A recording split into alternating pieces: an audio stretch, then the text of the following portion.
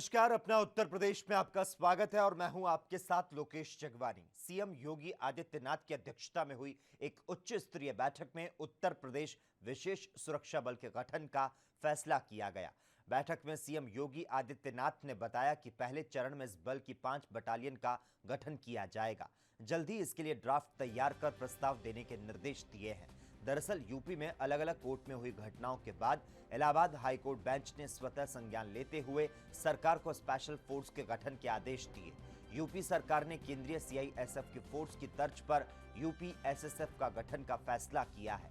ये force metro, rail, airport, औद्योगिक संस्थान, बैंक समेत अन्य वित्तीय संस्थाओं और ऐतिहासिक धार्मिक तीर्थ स्थलों की सुरक्षा करेगी और इसके गठन को लेकर काफी लंबे समय से चर्चा चल रही थी।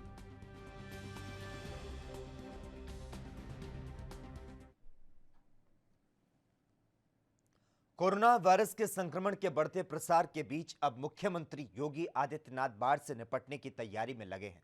सीएम योगी आदित्यनाथ शनिवार को बाराबंकी पहुंचे, जहां उन्होंने बाढ़ से निपटने की तैयारियों की समीक्षा की। इसके पहले उन्होंने शनिवार को टीम 11 के साथ अपने सरकारी आवास पर कोरोना वायरस की स्थिति को लेकर समीक्षा बैठक की थी। इस बैठक के बाद वे बाराबंकी में बाढ़ नियंत्रण के उपाय को लेकर हो रहे कार्य के निरीक्षण पर पहुंचे। सीएम योगी आदित्यनाथ ने बाराबंकी और गोंडा के बीच एलिगेंट ब्रिज पर बाढ़ का निरीक्षण किया। सीएम योगी आदित्यनाथ का शनिवार रात देवी पाटन मंदिर प्रांगण में विश्राम का कार्यक्रम है।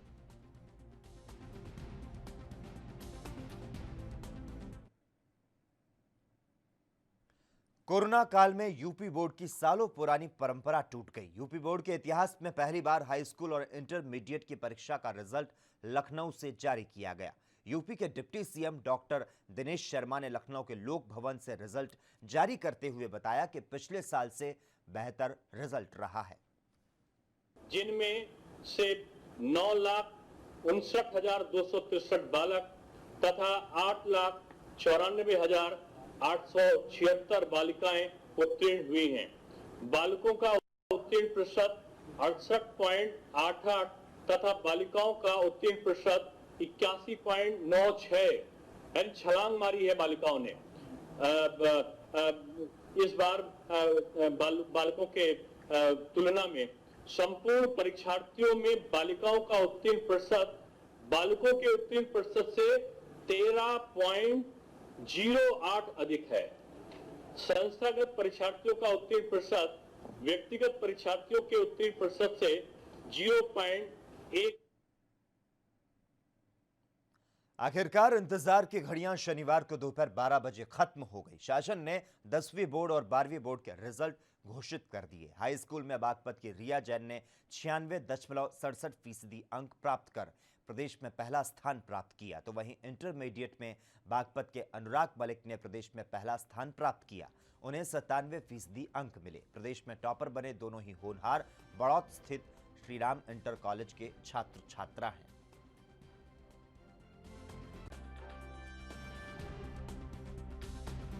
सर बहुत अच्छा महसूस हो रहा है कि मुझे मेरी मिला है।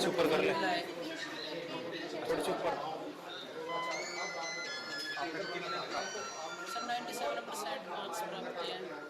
अच्छा, कैसा लग रहा है आपको? टॉप किया है आपने? सर मुझे बहुत अच्छा लगा है क्योंकि जब मैंने मेहनत किया उसका नतीजा आज सामने आया तो बहुत अच्छा महसूस हो रहा है। अच्छा, आपकी फैमिली बैकग्राउंड की बात करें तो आपके पापा क्या करते हैं? पापा जी की इलेक्ट्रॉनिक की शॉप है बड़ौत में। अच्छा, मुझे बहुत अच्छा लग रहा है सर। मैं ग्रामर से पीएचडी करके एक टीचर बनना चाहती हूँ। कितने अंक मिले हैं आपको? ये 96.7%। आगे क्या करना चाहते हैं? भैया मैं ग्रामर से पीएचडी करके एक टीचर बनना चाहती हूँ। अच्छा, टॉप किया आपने, कैसा लगा? सर बहुत अच्छा महसूस। आपके मम्मी पापा क्या करते हैं? माता की चुन्नियों का काम करते हैं। अच्छा, और स्टूडेंट्स के लिए क्या कहना चाहोगे? मैं और स्टूडेंट्स के लिए यही कहना चाहूँगी कि वे भी खूब मेहनत करके मेरे जैसे अंक प्राप्त करें। कांग्रेस नेत्री आराधना मिश्रा ने अलग अलग मामलों पर अपनी राय देते हुए केंद्र की मोदी और राज्य की योगी सरकार पर निशाना साधा है। आइए सुनते हैं क्या कुछ कहा उन्होंने।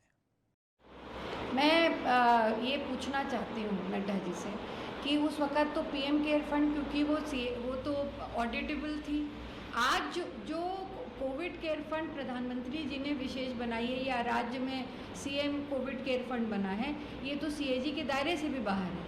कल को इसमें जिस तरह के भ्रष्टाचार होंगे, जो पैसा इसमें जनता का दिया जा रहा है, जो और अन्य सोर्सेस से पैसा आ रहा है, तो पता भी नहीं चलेगा ये पैसा कहाँ गया। और जहाँ तक जेपी नड्डा जी के बयान का सवाल है, मेरी उनको खुली चुनौती है कि जो भी पैसा राजीव गांधी फाउंडेशन में गया है, एक एक पैसा जो गया भी होगा वो पूरी तरह से सार्थक उसका इस्तेमाल हुआ है। किसी भी तरह का कोई गलत इस्तेमाल किसी भी पैसे का राजीव गांधी फाउंडेशन में नहीं हुआ होगा। देखिए, जब पूरी तरह से विदेश नीति पे असफल हो गई है भारतीय जनता पार्टी और प्रधानमंत्री मोदी जी, अभी आजकल हम वो तस्वीरें देख रहे हैं जहाँ पे चीन के राष्ट्रीय अध्यक्ष के साथ प्रधानमंत्री जी झूले पे झूल रहे हैं, चाय पिला रहे हैं, उनसे बातें कर रहे हैं। आज वही चीन भारत की धरती पर, भारत माँ की धरती पर अतिक्रमण कर चुका है। पहले तो प्रधानमंत्री जी ने अपने खुद के भाषण में ये कहा, जब उन्होंने देश को संबोधित किया, कि हम चीन का एक इंच भी कब्जा भारत की भूमि का नहीं है। आज वो ये कह रहे हैं, फिर कहते हैं कि वहाँ चीन की सेना वापस चली गई है। तो खुद देश से झूठ बोलना, मैं मानती हूँ ये सबसे बड़ा अपराध है। जो भी वास्तविक स्थिति है ये जनता के सामने आनी चाहिए। मैं फिर इस बात को दोहराना चाहती हूँ, जो 20 जवान शहीद हुए हैं उनके प्रति हम अपनी संवेदना व्यक्त करते हैं, श्रद्धांजलि व्यक्त करते हैं। और आज पूरी कांग्रेस पार्टी और इस देश का जन भारत की सेना के साथ खड़ा है। बाराबंकी में आज कांग्रेस के राष्ट्रीय प्रवक्ता और राज्यसभा सांसद डॉक्टर पीएल पूनिया ने बीजेपी को आगाह करते हुए कहा कि वह इतिहास में ना जाए, अन्यथा इतिहास में तो अटल बिहारी वाजपेयी और वीर सावरकर अंग्रेजों से माफी मांगकर आते थे। इसीलिए बीजेपी इतिहास में न जाकर देश हित के मूल प्रश्नों का उत्तर दें कि कैसे उन्होंने हमारे सैनिकों को निहत्था जाने दिया, और जवाब दें कि चीन ने हमारी कितनी भूमि पर अपनी घुसपैठ की है। प्रधानमंत्री को इन प्रश्नों का उत्तर इधर उधर ना भटकाते हुए देना होगा। पीएल पूनिया ने कहा कि बीजेपी कहती है कि जो काम 70 सालों में नहीं हुआ वह हमने किया, तो हम भी मानते हैं कि पेट्रोल कभी डीजल से सस्ता नहीं था जो उन्होंने कर दिया।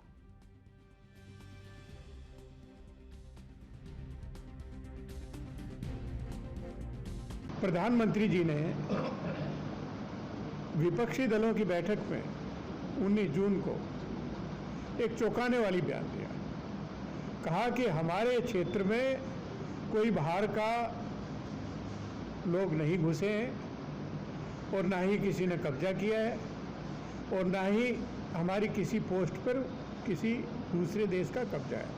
चीन का नाम नहीं लेते हैं, जानबूझ के नहीं लेते हैं। क्या वजह है वो तो उन्हीं को बताना चाहिए। और बहुत स्पष्ट रूप से हम ये सबसे पहले तो आज हमने कार्यक्रम किया कि हमारे वीर जवान जो 16 बिहार बटालियन के जो कमांडिंग ऑफिसर कर्नल संतोष बाबू वो और 19 और सैनिक वो जो शहीद हुए देश के खातिर, जो टेरिटोरियल इंटीग्रिटी की खातिर जो अपने प्राणों की बलि देकर एक सर्वोच्च बलिदान उन्होंने दिया, उनको इसके लिए विनम्र श्रद्धांजलि अर्पित की गई और उनको सलाम किया गया, उनके जज्बे को सलाम किया गया।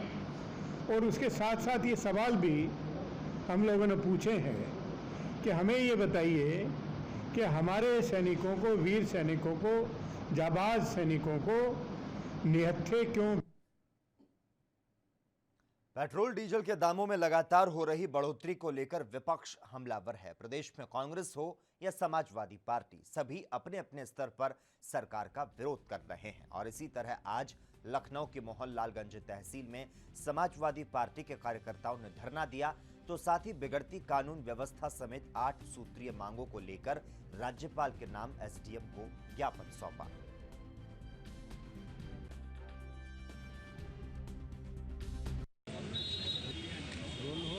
किस चीज़ को लेकर के आप लोगों ने यहाँ प्रदर्शन किया? देखिए, आज ये हमारा धरना जो केंद्र की भाजपा सरकार है जो पेट्रोल डीजल के दाम में निरंतर 8-10 दिनों से जो बराबर वृद्धि की जा रही है और पेट्रोल के पहली बार डीजल के दाम को पेट्रोल से ऊपर पहुंचाया गया है, उसी के विरोध में हमारा ये सांकेतिक आज एक धरना था मोहनलालगंज विधानसभा में। क्योंकि मैं यहाँ से समाजवादी पार्टी का विधायक हूँ तो और माननीय जी का निर्देश है कि जो सत्ता के जो अहंकार में जो लोग जुल्म आम लोगों के ऊपर जुल्म ज्यादती कर रहे हैं उनको आगाह करने के लिए, चेतावनी देने के लिए हमारी पार्टी के द्वारा आज यहाँ पे एक सांकेतिक धरना मात्र अल्प समय में 2-4 घंटे के जानकारी में हम लोगों ने एक सांकेतिक धरना यहाँ पे आयोजन किया है। और ख़ास तौर पे हमारे क्षेत्र की जो समस्याएं हैं, किसानों की समस्याएं हैं, व्यापारियों की समस्याएं हैं, तमाम हमारे लोग आज ऐसी स्थिति में आ गए जो बेरोजगार हो गए। उनका दावा केवल, इस सरकार का दावा केवल कागजी है। आज भी किसी भी हमारे क्षेत्र में जो प्रवासी मजदूर या गांव के रहने वाले उनको किसी प्रकार रोजगार की कोई व्यवस्था नहीं की गई है। तमाम ऐसे लोग जो बेरोजगार हैं उनको रोजगार देने के संबंध में हम सभी लोगों ने एक सांकेतिक धरना करके एक ज्ञापन महामहिम जी को प्रेषित किया गया है ताकि प्रशासन इस बात को संज्ञान में ले और लोगों की जन समस्याओं का निराकरण करने के लिए ध्यान दे। एक और पूरा देश वैश्विक महामारी कोरोना वायरस के संकट से जूझ रहा है तो वहीं दूसरी ओर पेट्रोल डीजल की बढ़ती कीमत लोगों को रुला रही है। लगातार 21वें दिन तेल की कीमत में बढ़ोतरी दर्ज की गई। इससे आम जनता की मुश्किलें काफी बढ़ चुकी है। ज्यादा इफेक्ट पड़ रहा है, रोज के रोज दाम बढ़ रहे हैं। पर आम आदमी करेगा काम, बिल्कुल भैया धंधे बिल्कुल है नहीं इस टाइम पर। और भैया पेट्रोल के दाम रोज बढ़ते जा रहे हैं, डीजल के बढ़ रहा है भैया डीजल के ही बढ़ रहा है। दिक्कत क्या दिक्कत भैया यही है, एक तो पैसा नहीं है पब्लिक के पास और दूसरा रोज दाम बढ़ रहा है। पर यही करेगा आम आदमी।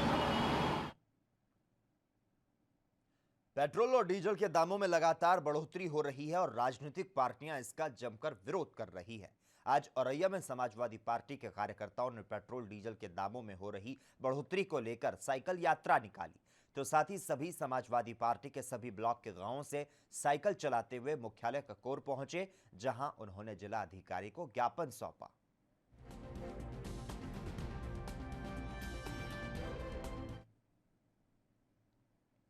गलवान में जारी तनाव पर रक्षा विशेषज्ञ एसपी सिन्हा ने क्या कुछ कहा, आइए आपको सुनाते हैं। भारतीय थल सेना के अध्यक्ष जनरल नरवणे रक्षा मंत्री जी मिस्टर राजनाथ सिंह से मिले हैं। ये बहुत महत्वपूर्ण मीटिंग है। इस मीटिंग का कई बिंदु है। पहला चीज़ कि जनरल नरवणे ले गए थे और उन्होंने पूरा डिटेल्ड ब्रीफिंग लिया होगा GOC 14 कोर से, और ब्रीफिंग की क्या क्या बातचीत उन्होंने किया अपने काउंटर पार्ट के चाइनीज़ मिलिट्री कमांडर से, किस किस बात पे समझौता हुआ, वो समझौता किस तरह से ज़मीन पे कार्यान्वित हुआ है पूरी तरह या नहीं हुआ है, चीन लेटेस्ट पोजीशन में चीन ने क्या क्या किया है, और जनरल नरवणे ने साइन मॉडल पे और मैप्स के द्वारा भी पूरा समझा होगा कि जो वास्तविकता है ज़मीन पे वो क्या है, और हमारे पास क्या क्या ऑप्शंस हैं, क्या क्या मिलिट्री दृष्टिकोण से ऑपरेशन प्लानिंग में वॉइड है, क्या क्या रिफाइनमेंट हो सकता है, और मौजूदा हालत में हमको क्या करना चाहिए और क्या सपोर्ट GOC 14 कोर को दिया जा सकता है। इन बिंदुओं पे बातचीत जरूर हुई होगी। उसके परिप्रेक्ष्य में जनरल नरवणे ने रक्षा मंत्री जी को पूरी तरह से ब्रीफिंग किया होगा और कि क्या ऑप्शंस है और क्या है वे फॉरवर्ड, अब आगे का क्या करना है। इस ब्रीफिंग के बाद मुझे लगता है कि राजनाथ सिंह जी प्रधानमंत्री जी को ब्रीफ करेंगे। उसके बाद हो सकता है कि ये जो समस्या है इसका डिस्कशन होगा। सरकार की ओर से किसानों को जीविका चलाने के लिए जमीन के पट्टे का आवंटन तो कर दिया जाता है, लेकिन उन्हें मालिकाना हक यानी कि जमीन का मालिक होने का दर्जा नहीं मिल पाता। और ऐसे में यूपी की योगी सरकार ने किसानों के हित में बड़ा कदम उठाने का फैसला लिया है, जिसकी जानकारी सूबे के राज्य मंत्री बलदेव सिंह औलख ने पीलीभीत के PWD गेस्ट हाउस में प्रेस वार्ता कर दी। उन्होंने कहा कि पिछली सरकारों ने किसानों के नीतिगत मामले में कोई कदम नहीं उठाया, लेकिन प्रदेश में भारतीय जनता पार्टी की सरकार आने के बाद किसानों से जुड़े इस मामले पर गंभीरता से विचार किया गया। मैं तो चला जाऊंगा, मगर ये समस्या माननीय मुख्यमंत्री जी के नेतृत्व में बहुत जल्दी इसको हम खत्म कराने जा रहे हैं। उन किसानों को हक दिलवाएंगे और जिन किसानों पे इस मामले में कोई मुकदमे हैं उनको भी हम वापस कराएंगे। मैं यही कहना चाहता हूँ।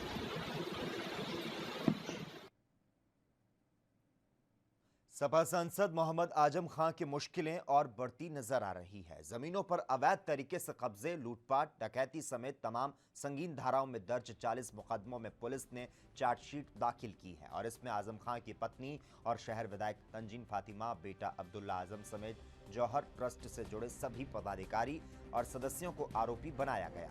बीते वर्ष लोकसभा चुनाव के दौरान से ही आजम खां के खिलाफ मुकदमेबाजी शुरू हो गई, लेकिन बीते वर्ष जुलाई महीने में उनके खिलाफ जौहर विश्वविद्यालय के लिए किसानों की जबरन जमीन कब्जाने के 27 मुकदमे अजीम नगर थाने में दर्ज कराए गए थे, जबकि यतीम खाना प्रकरण में लूटपाट, डकैती समेत कई गंभीर धाराओं में शहर कोतवाली में मुकदमे हुए। कुछ मुकदमे आपको बता दें कोतवाली में भी दर्ज कराए गए।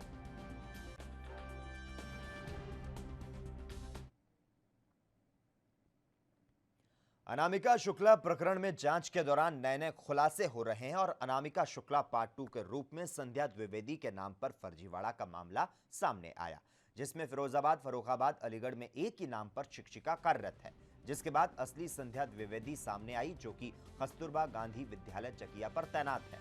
उन्होंने बीएसए चंदौली को जांच के बाबत पत्र लिखा। उन्होंने डॉक्यूमेंट के दुरुपयोग की आशंका जताई।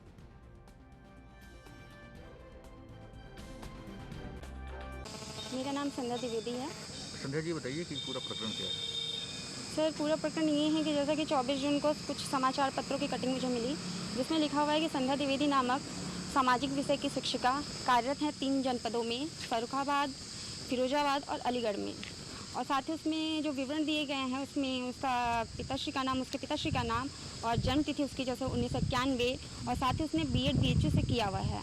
तो उस विवरण के अनुसार जो मेरे शैक्षिक अभिलेख है और मेरे पिताश्री का नाम है, मेरी जन्म तिथि, उसमें काफ़ी समानता पाई गई है। तो उसके अनुसार उसको देखते हुए मुझे ऐसा संदेह है कि कहीं मेरे ही जो शैक्षिक अभिलेख हैं उसका कूट रचित तरीके से दुरुपयोग तो नहीं किया गया है। आपने क्या मांग की है? बीएसए को क्या पत्र लिखा? तो मैंने सर को इसका पत्र लिखा, उसमें मैंने अपना जो समस्या है मैंने उनको अवगत कराया और साथ ही मैंने कहा कि इसकी जांच कराते हुए उचित कार्रवाई करें।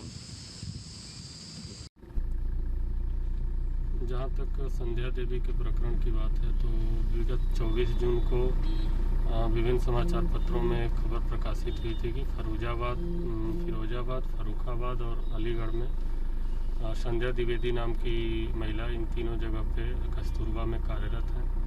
तो हमारे जनपद चंदौली में चकिया में संध्या द्विवेदी कल कार्यालय में उपस्थित हुई और उन्होंने एक प्रत्यावेदन दिया कि सर इस तरह की खबर है और मुझे अंदेशा है कि मेरे अंक पत्र या मेरे प्रमाण पत्रों का कहीं दुरुपयोग न हो रहा हो। संध्या द्विवेदी हमारे यहाँ दिसंबर 19 में चयनित हुई हैं और इनके सभी मूल अभिलेख हमारे यहाँ जमा है कार्यालय में।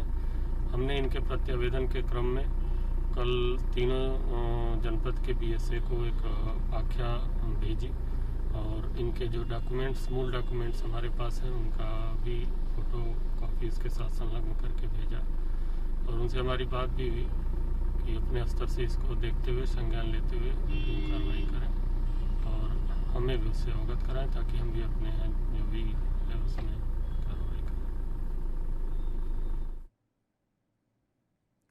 अमेठी में कोविड-19 महामारी को लेकर पुलिस प्रशासन सख्त नजर आ रहा है, जिसका कहीं न कहीं सकारात्मक असर देखने को मिल रहा है। जनपद में अब सिर्फ 11 कोरोना के एक्टिव मरीज बचे हुए हैं, जबकि जिले में कुल कोरोना पॉजिटिव के मामले 278 पाए गए, जिसमें से 266 लोग कोरोना से जंग को जीतकर इलाज के बाद अपने घर जा चुके हैं। अभी तक सिर्फ एक की मौत कोरोना के चलते हुई। हालांकि अमेठी पुलिस किसी भी प्रकार का कोई रिस्क नहीं लेना चाहती है और इसीलिए पुलिस अधीक्षक डॉक्टर ख्याति गर्ग के निर्देश पर समूचे जनपद में शांति और सुरक्षा व्यवस्था बनाए रखने के लिए मास्क लगाने और सोशल डिस्टेंसिंग के पालन के लिए जागरूकता किया गया। तो साथ ही सघन चेकिंग अभियान चलाकर संदिग्ध व्यक्तियों, दुपहिया, 4 पहिया वाहनों की चेकिंग की गई और ऐसे मौके पर कोरोना वायरस संक्रमण के दृष्टिगत मास्क न लगाने और यातायात नियमों का उल्लंघन करने पर संपूर्ण जनपद में ई-चालान, मास्क न लगाने, सार्वजनिक स्थानों पर थूकने वाले और निर्धारित गाइडलाइन का उल्लंघन करने वाले 988 व्यक्तियों से कुल 6,10,550 रुपए का राजस्व वसूला गया।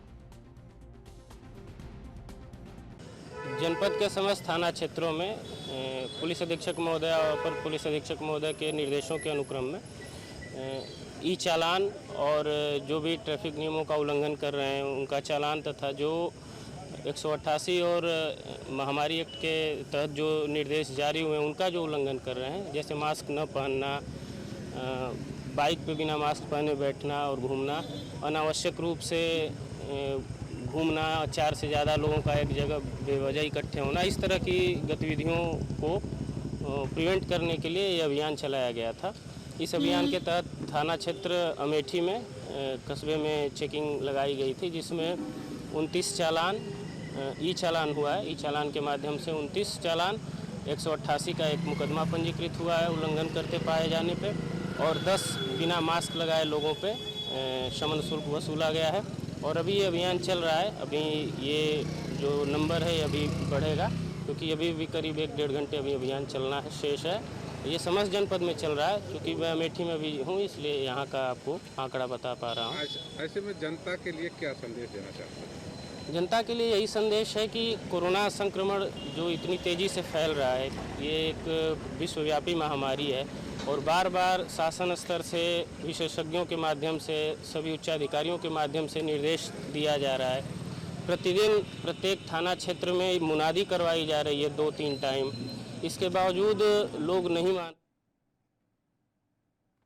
कोरोना जैसी वैश्विक महामारी के चलते देश भर में लॉकडाउन लागू होने के बाद करीब 3 महीने बिना कामकाज के घर रहने के कारण लोगों के न सिर्फ रोजगार खत्म हुए बल्कि परिवार के भरण पोषण के लिए 2 जून की रोटी के लाले पड़ गए। ऐसे में केंद्रीय विद्यालय में पढ़ने वाले तो मासूम भाइयों ने पीएम मोदी और सीएम योगी से फीस माफ करने की गुहार लगाई है। दिल को छूने वाली एक रिपोर्ट देखिए।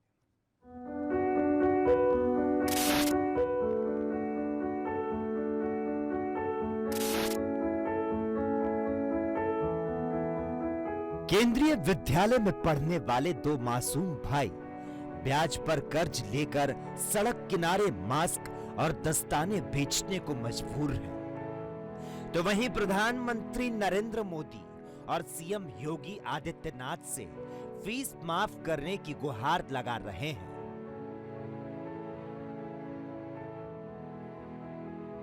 दरअसल गोपालपुरा में रहने वाला वेद प्रकाश फोटोग्राफी कर अपने परिवार का लालन पालन करता है। वेद प्रकाश के 3 बेटे हैं।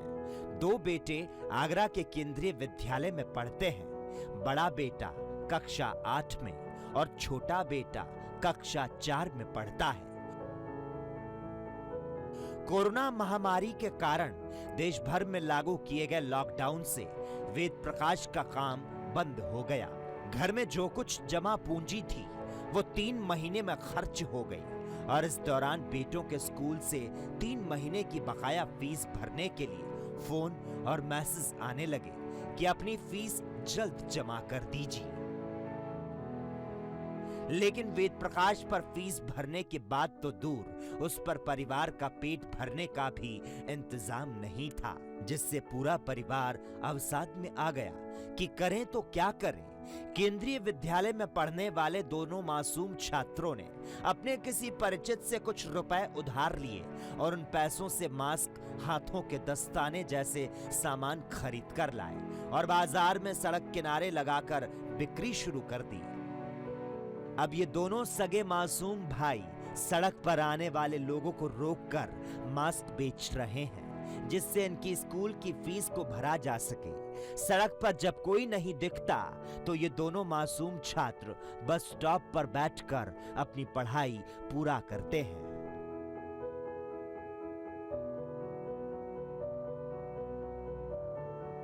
दरअसल ये है कि मैं जो है ना कायर इंसान नहीं हूँ, जो कि जहर वाला, उल्टी सीधी या फांसी वाला आजकल तो आप सुन रहे हैं कि मैं लगा के मर जाऊं।